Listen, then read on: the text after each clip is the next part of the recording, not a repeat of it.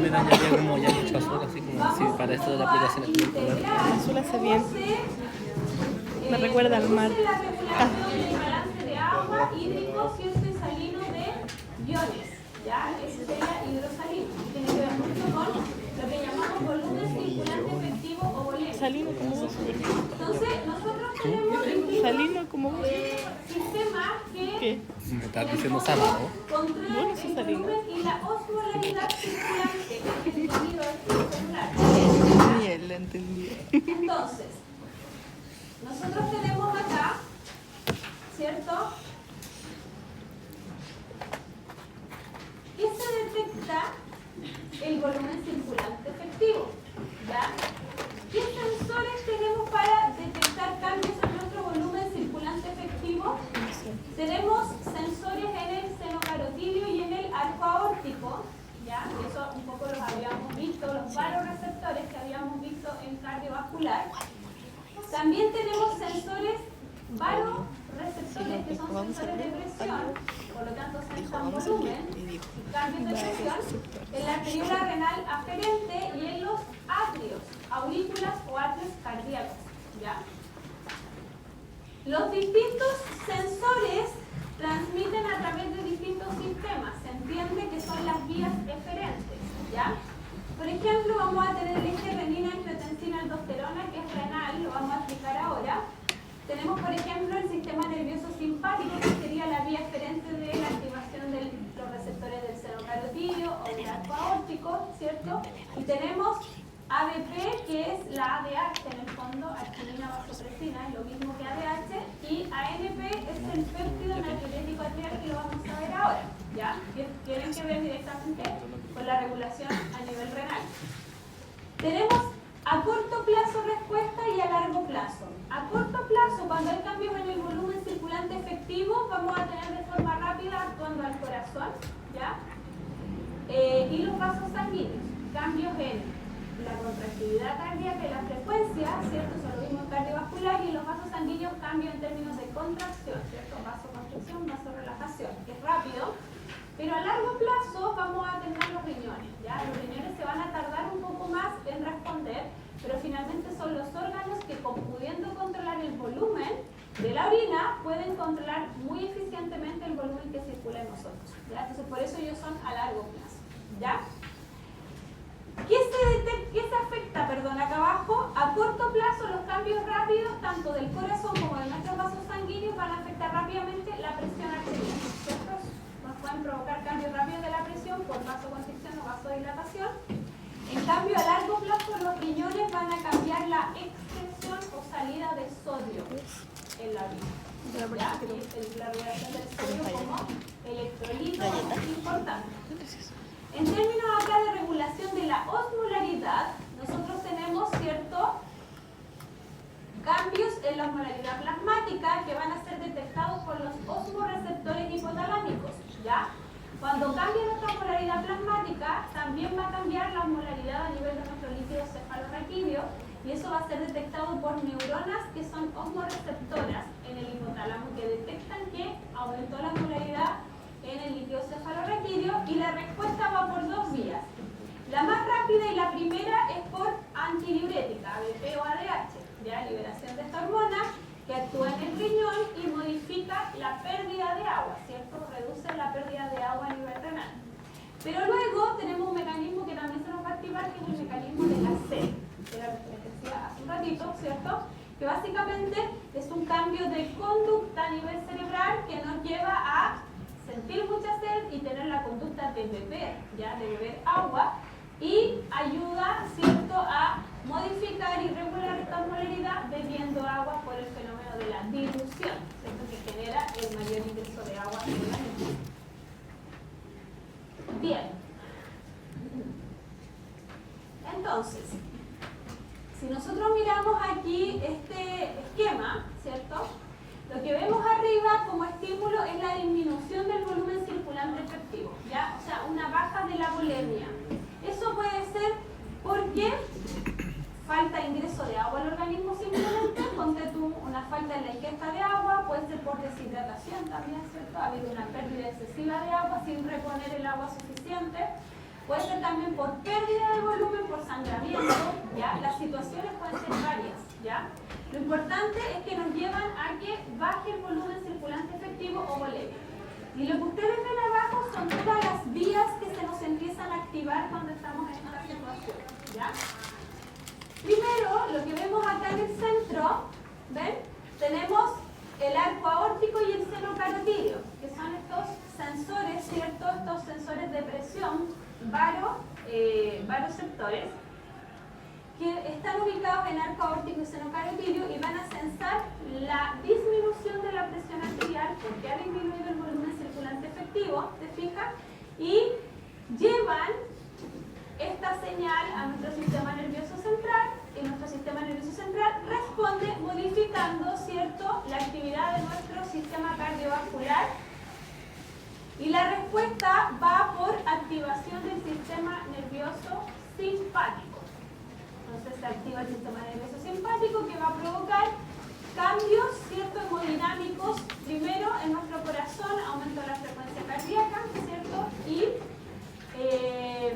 aumento de la fuerza de contracción, y en nuestros vasos sanguíneos va a generar vasoconstricción del simpático, favoreciendo la elevación de la presión arterial.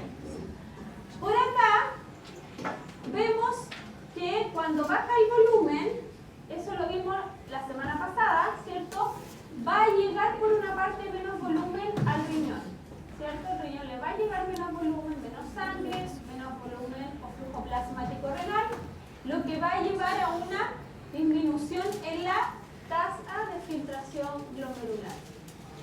Esto va a activar el aparato yuxtaglomerular y el aparato yuxtaglomerular renal va a liberar renina de las células de la arteriola aferente, ya las células G o granulares de la arteriola aferente, y esa renina, yo me voy a pasar a la siguiente diapositiva para poder explicar lo que pasa ahí entre medio.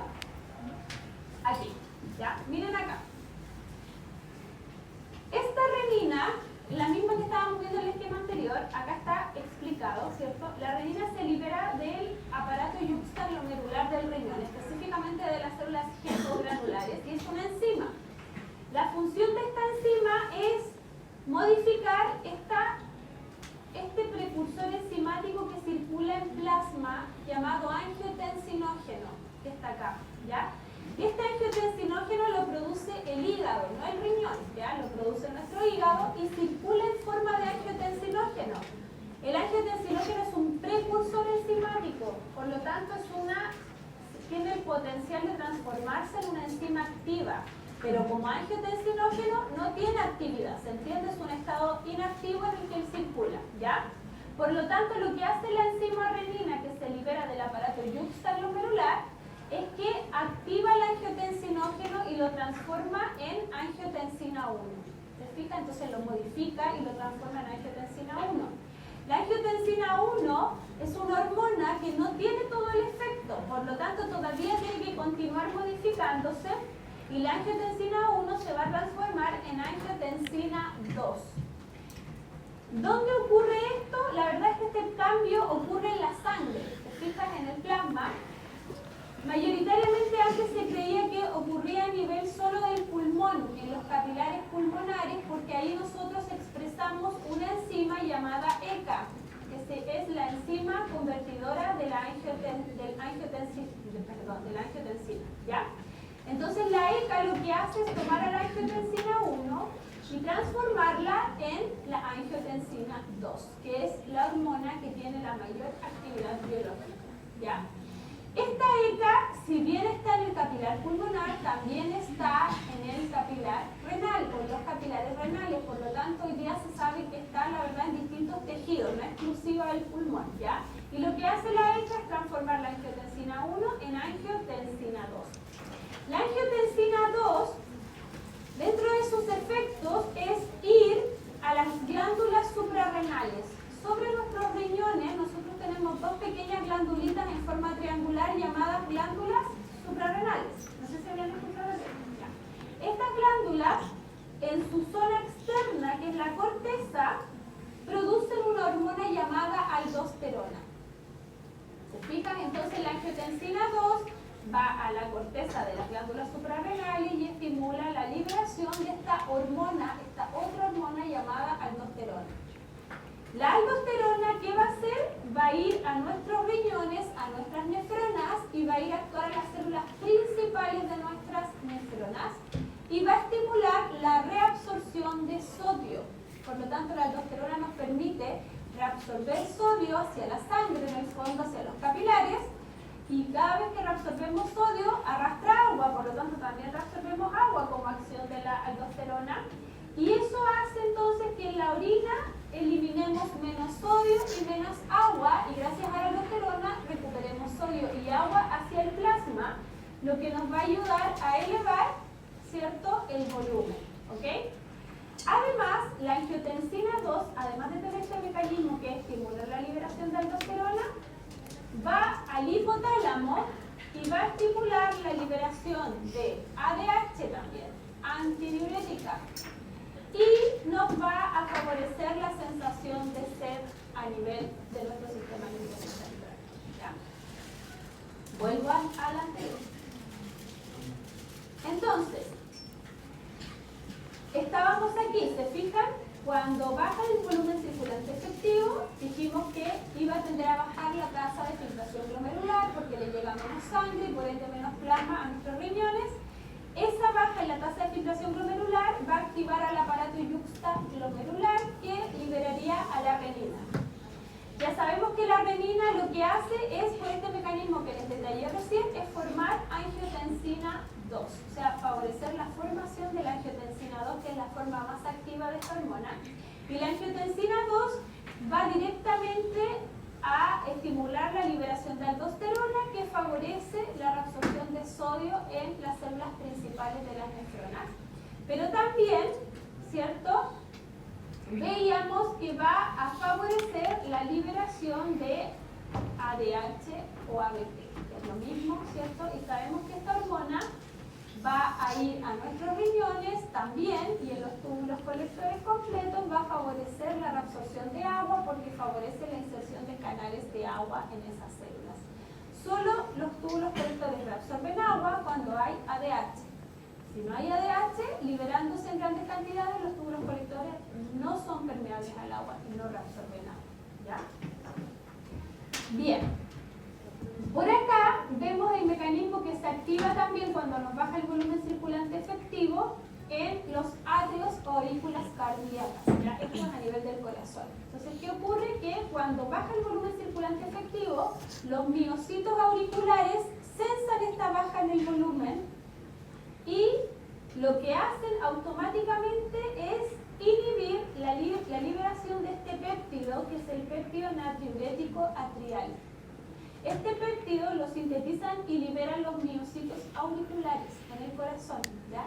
Y cuando nuestro volumen circulante está bajo, nuestros atrios no liberan este péptido porque el rol de este péptido es péptido natriurético. Natri es sodio. Urético viene de diuresis, por lo tanto lo que hace normalmente este péptido es estimular en nosotros la liberación de sodio en la orina. Entonces tiene sentido que cuando nuestro volumen circulante está bajito, este péptido sea inhibido en el corazón porque no queremos perder más sodio en la orina, ¿cierto? Hay que reabsorber sodio en estas situaciones y agua. Dado que si perdemos sodio en la orina, vamos a perder más agua también, porque el sodio arrastra agua como molécula osmóticamente activa. ¿Ya? Por lo tanto, la suma de todos estos mecanismos que están con color, no se nota tanto acá, pero en sus dispositivos probablemente sí, ¿cierto? Tenemos tres mecanismos activados al mismo tiempo: el verde, que es renal; el azul, que es más central, sistema nervioso central, a través del simpático y de la ADH; y el amarillo, que tiene que ver con los atrios cardíacos. Nos van a llevar en el fondo a cambiar, ¿cierto?, el trabajo en las nefronas, y por lo tanto va a disminuir la pérdida de agua, ¿te fijas? Por lo tanto vamos a reabsorber más sodio hacia la sangre o hacia el plasma, y el aumento de la retención de sodio va a contrarrestar la pérdida de agua porque porque el sodio arrastra agua, ¿ya? Y va a arrastrar agua hacia el plasma. Bien, entonces siempre estos mecanismos para poder elevar el volumen circulante de fija disminuyen la pérdida o expresión de sodio y la pérdida o expresión de agua en la orina. Siempre frente a una situación de disminución del volumen circulante efectivo, entramos entonces en mecanismos de antidiuresis, ¿ya? Orina poco volumen, muy concentrada, porque el agua se está reabsorbiendo por todos estos distintos mecanismos hacia el plasma, ¿ya? Y menor pérdida de sodio. Bien, entonces aquí tenemos un resumen de los efectos que tiene esta hormona importante que es la angiotensina 2 que mencionábamos recién. La angiotensina es parte de lo que se llama el eje renina, angiotensina, aldosterona, que es este eje que les expliqué reciéncito, donde la renina es la enzima que hace que la angiotensina no se transforme en angiotensina 1, la angiotensina 1 después se transforma en angiotensina 2 por la ECA, la enzima convertidora de la angiotensina. Y es la angiotensina 2 la que estimula la aldosterona. Entonces se llama renina, angiotensina, aldosterona, que son todas las moléculas involucradas en este eje, ¿ya? Entonces dentro de la acción de la angiotensina 2, una de las más importantes es esta, que es la que veíamos recién, que es, se fija, aumentar la resistencia de la arteriola eferente para aumentar la filtración, ¿ya? Básicamente el objetivo de esto es aumentar la absorción de sodio a nivel del túbulo proximal y disminuir la pérdida de sodio y de agua en la orina. Bien, aldosterona. El eje que hablábamos recién, ¿cierto? Este eje que se activa cuando baja el volumen circulante efectivo a nivel renal, que es el eje renina, angiotensina, aldosterona, termina con la activación de esta hormona, básicamente la liberación desde la corteza de las glándulas suprarrenales. Entonces esta hormona sale de la corteza suprarrenal a la sangre y circula. Y va a llegar en algún momento, obviamente, a nuestros riñones.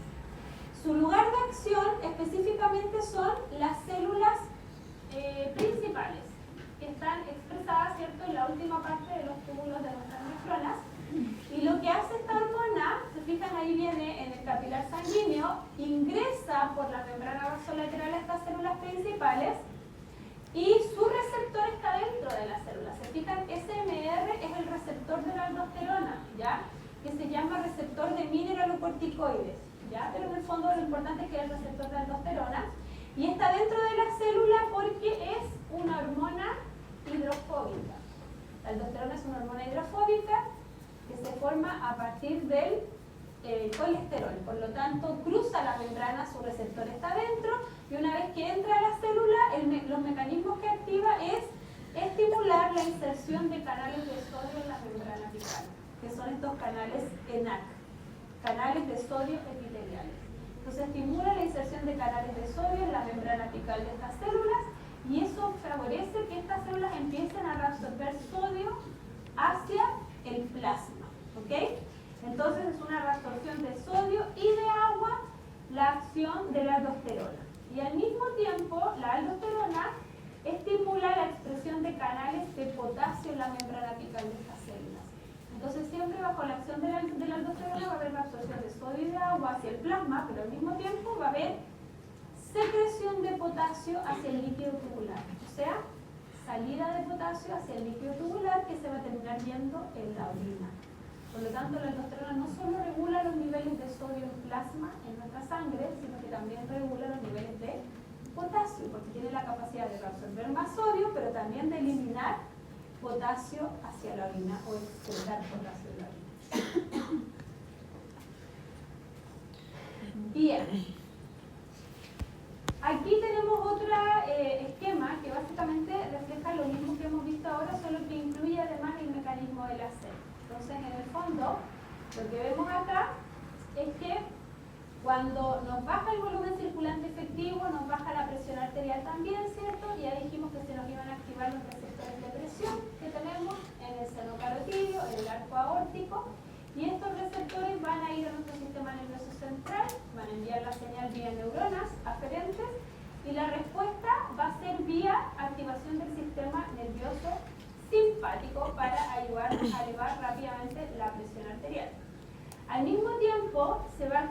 aparato yuxtaglomerular, ya sabemos, por la activación del eje renina-angiotensina-aldosterona.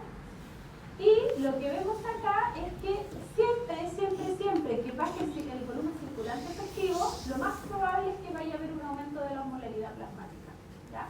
Porque es, en el fondo, si tenemos menos agua o menos volumen circulante, los solutos que tenemos se nos empiezan a concentrar. Entonces tiende a elevarse la osmolaridad en esa situación también, ¿ya? Entonces muy de la mano va del aumento de la osmolaridad que aparece acá. Entonces, ¿qué ocurre cuando se eleva la osmolaridad? Además, el estímulo más importante para liberar ADH. ¿Te fijas? Por eso dice acá los osmoreceptores, que son los sensores de osmolaridad, que son neuronas que sensan los cambios en la osmolaridad del líquido cefalorraquídeo, se activan y hacen que el hipotálamo comience a liberar ABP o ADH, ¿cierto? Y esta ADH va a los riñones, a todos los túbulos colectores y estimula la reabsorción de grandes cantidades de agua a través de acuaporrinas, ¿ya? Esto nos permite reabsorber agua a nivel renal y reduce la pérdida o excreción de agua en la orina. Al mismo tiempo, como la elevación de la osmolaridad, ¿cierto?, nos hace activar a este mecanismo que en el fondo se habla de un cambio conductual, que es la sensación de sed. Empezamos a sentir una sed importante, eso nos lleva a un cambio de conducta, se fija, que es la ingesta de agua para poder contribuir a la reposición de volumen. Bien. Ya. Hasta ahí, chicos. ¿Cómo vamos? ¿Sí? ¿Vamos? Ya. Nos queda la última parte, que tiene que ver un poco, esto es muy pincelado, porque obviamente esto es un gran tema, que es el tema del equilibrio ácido-base a nivel renal. ¿Ya? Nosotros, para regular, mantener en el fondo nuestro pH fisiológico, ¿cierto?, que está entre 7.34 y 7.45 más o menos, ¿cierto?, que es nuestro pH fisiológico. Nosotros necesitamos tener sistemas que mantengan este pH arterial en rango fisiológico o normal, que es lo que llamamos pH neutro, ¿ya? Dado que muchas funciones, o sea, la mayoría del funcionamiento de nuestras enzimas, proteínas, ¿cierto?, muchos procesos metabólicos dependen de este pH, ¿ya? Entonces, tenemos estos llamados sistemas tampones, que son sistemas tipo buffer o tampones que tenemos en nuestro organismo para actuar cuando se nos modifique el pH por cualquier condición que pudiese modificar, ¿ya? Entonces, dentro de los sistemas buffer o tampones que nosotros tenemos, el más importante, lejos es este, el primero, el sistema de ácido carbónico bicarbonato. ¿Ya? Ese es nuestro sistema buffer o tampón más importante. También tenemos, por ejemplo, el sistema buffer de los fosfatos y de las proteínas. Son menos relevantes, lejos el más importante es el primero, ¿ya? Y básicamente porque neutraliza más del 50% del ácido, de los protones o ácidos que puedan elevarse en el líquido extracelular, ¿ya? Entonces, por eso es súper importante, ¿ya? Sabemos que el pH es esto, ¿cierto? El logaritmo inverso de la concentración de protones, ¿ya? De hidrogeniones, H+, en un líquido, en una solución, en nuestro caso, ¿cierto?, en el líquido extracelular, ¿ya? Por lo tanto, cuando representamos el pH con estos valores, ¿cierto?, en el fondo lo que tenemos que entender es que mientras más pequeño sea el valor, es porque más ácido hay en el líquido extracelular, ¿ya? Más alto están los niveles de ácido y viceversa. Mientras más alto esté el pH, ¿cierto?, más bajo es el nivel de ácido en esa solución o en ese compartimento. Bien, entonces, esto ya lo habíamos un poco explicado en respiratorios, ¿se acuerdan? Entonces, en el fondo, esto que vemos acá es la reacción en la que participa el sistema buffer ácido carbónico bicarbonato, que es el más importante que nosotros tenemos, ¿ya? Entonces, lo que nosotros vemos acá, esta es una reacción que por lo demás es reversible o bidireccional, ¿ya? Cuando se elevan los niveles de ácido, vamos a ponernos en el contexto en que hay un estado de acidosis, por lo tanto, se elevan los niveles de ácido en el LEF y baja el pH. Sabemos que ese protones, los H+, los ácidos, ¿ya? ¿Qué va a pasar inmediatamente? El principal buffer, ¿cierto? Sistema ácido carbónico bicarbonato, el principal buffer, ¿cierto? La base que es buffer es el bicarbonato, este que está acá, HCO3-. Como el bicarbonato es una base, reacciona rápidamente con los hidrogeniones, ¿cierto? Entonces se produce esta reacción en la que decimos que el bicarbonato tampona a los protones, los une y los hace reaccionar.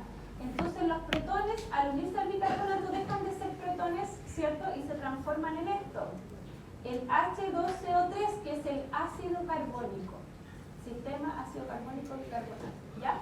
Este ácido carbónico se separa rápidamente porque es inestable en agua y dióxido de carbono, CO2. Y esta reacción es acelerada por una enzima, además, llamada anhidrasa carbónica. Esa es la enzima que hace que este proceso sea todavía más rápido y está en muchísimas de nuestras células esa enzima expresada, ¿ya? Bien, entonces, entendemos que el ácido en nuestro líquido extracelular, considerando también como tal, ¿cierto? La sangre, ¿ya? En el LEC, resulta que el ácido se va a transformar finalmente en agua y dióxido de carbono.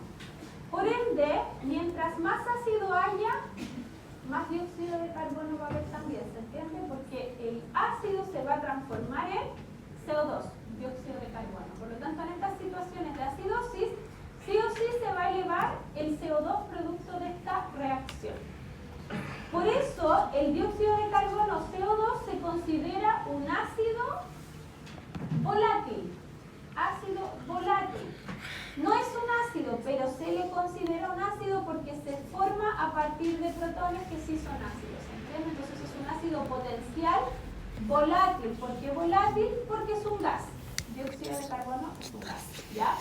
Y resulta que la mayor cantidad de ácido que nosotros producimos se transforma en CO2, o sea, de un 100% de ácido, el 98% se va a transformar en CO2, prácticamente todo.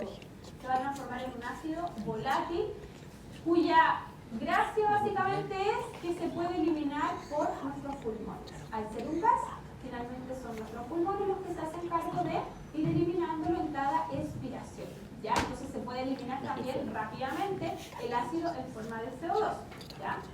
Ese 2% de ácido que nos queda, el 98% es CO2, y nos queda un 2% de ácido que no va a ser CO2, y que son los que se llaman ácidos no volátiles o ácidos fijos, ¿ya? Estos ácidos no volátiles o fijos no pueden ser eliminados por el pulmón porque no son gases, y de ellos el único órgano que se puede hacer cargo para eliminarlos son nuestros riñones, ¿ya? Por lo tanto, ahí entran en juego nuestros riñones en este equilibrio ácido-base, ¿ya? Se hace cargo de los ácidos fijos. Bien, entonces, aquí está lo que acabamos de explicar respecto de la modificación pulmonar, ¿cierto? Y la modificación renal que nos permite eliminar los ácidos fijos, ¿ya? ¿Cómo lo hace el riñón?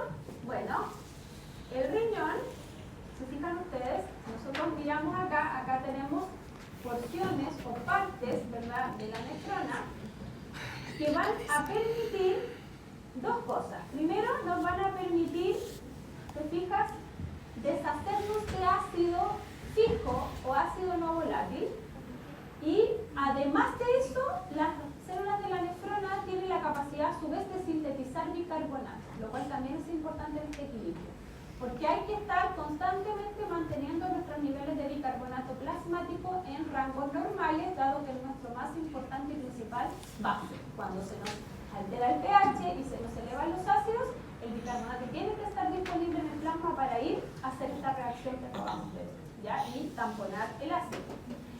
¿Qué hacen entonces las células renales? Como ustedes pueden ver acá dice célula tubular, o sea, esta es la célula de la nefrona, ¿cierto? Renal. Y acá está el capilar peritubular y acá está la luz del túbulo renal. Entonces, en el fondo, estas células, a partir de dióxido de carbono y agua, o sea, el dióxido de carbono, este gas, ¿cierto?, reacciona con agua en estas células, y por esta misma reacción que acabamos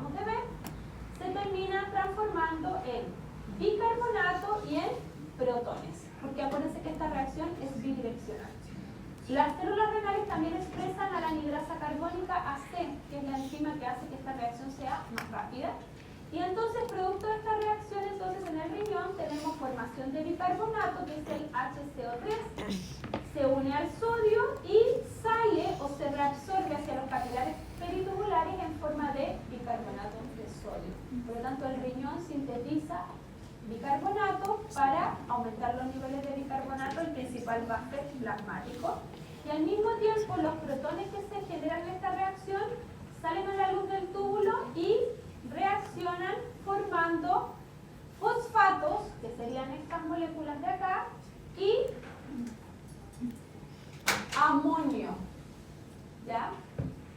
Que es lo que vemos acá, ¿cierto? A la derecha, ¿ya? Por lo tanto, los ácidos fijos no volátiles se excretan y eliminan en nuestra orina en forma de fosfatos y amonio, que después se transforma en amoníaco. Entonces, en la orina, el amoníaco y los fosfatos es la forma en la que eliminamos ese 2% de ácido del cual no se pueden deshacer nuestros pulmones. El riñón se va a tardar más, se va a tardar horas a días en hacer esto, pero finalmente es el único órgano que se puede hacer cargo de excretar los ácidos en este formato y además es el que puede sintetizar de forma muy importante bicarbonato, como gran tampón, ¿cierto? Principal tampón de nuestro enlace, ¿ya? Y para finalizar, lo que vemos acá es un resumen del típico algoritmo de lo que ocurre en los desequilibrios ácido-base, ¿cierto?, que podemos presentar. Entonces, básicamente, en una muestra de sangre arterial, si el pH está por debajo de los 7.4, se habla de acidosis. Si está por sobre el 7.4, se habla de alcalosis. Acidosis quiere decir que hay muchos hidrógenos, mucho ácido en sangre arterial. Y alcalosis es que hay muy poco ácido, ¿cierto? Y por ende se tienden a elevar las bases. La acidosis y la alcalosis pueden ser de tipo metabólica o respiratoria. Son metabólicos los trastornos cuando lo que está elevado, ¿cierto?, es el lo que está disminuido, perdón, es el bicarbonato. Cuando está disminuido el bicarbonato, decimos que es una acidosis de tipo metabólica. Pero cuando está elevado el dióxido de carbono, decimos que la acidosis es respiratoria. Entonces, si el trastorno de acidosis es metabólico, lo que nos dice el algoritmo es que la compensación tiene que ser respiratoria. Al ser metabólico y haber disminución de los niveles de bicarbonato, lo que nos habla es que el bicarbonato se está usando para tamponar los ácidos en exceso en este trastorno y por ende la compensación es respiratoria porque el ácido se está transformando en dióxido de carbono, en CO2. Entonces el riñón, o sea el pulmón, perdón, lo que tiene que hacer aquí es aumentar su actividad para poder eliminar el exceso de ácido en forma de dióxido de carbono. Entonces se modifica el patrón respiratorio. Cuando la acidosis es respiratoria y se eleva el dióxido de carbono, la compensación es renal y el objetivo principal es elevar la síntesis de bicarbonato como principal base y tampón. En caso de trastornos de alcalosis, aquí hay muy poco ácido. Por lo tanto, en la alcalosis metabólica, el objetivo es elevar el dióxido de carbono, porque elevando el dióxido de carbono se elevan los ácidos también. Entonces, lo que ocurre acá es que se modifica la respiración y se genera una respiración que es mucho más lenta para poder retener dióxido de carbono. Y en la alcalosis respiratoria, finalmente, lo que ocurre es una compensación renal, porque aquí el objetivo es excretar o eliminar el exceso de bases en forma de bicarbonato a través de la orina, que también es algo que hace y se encarga de eliminar. Entonces, si ustedes miran esto, la compensación y la mantención del equilibrio ácido-base es entre el pulmón y el riñón. Pulmón agudo, riñón, se tarda, se habla de, entre comillas, crónico, pero en términos de que se tarda horas a días en actuar, pero termina volviendo a la normalidad de la situación. ¿Se entiende? Sí o sí. O sea, que requiere los equipos para que esto funcione. Ya chicos, con esto terminamos. Renal y terminamos la parte de fisiología. ¿Ya? Cualquier duda, nosotros la otra semana tenemos fisiología en el laboratorio. A las 3. Las otras son las 3 clases.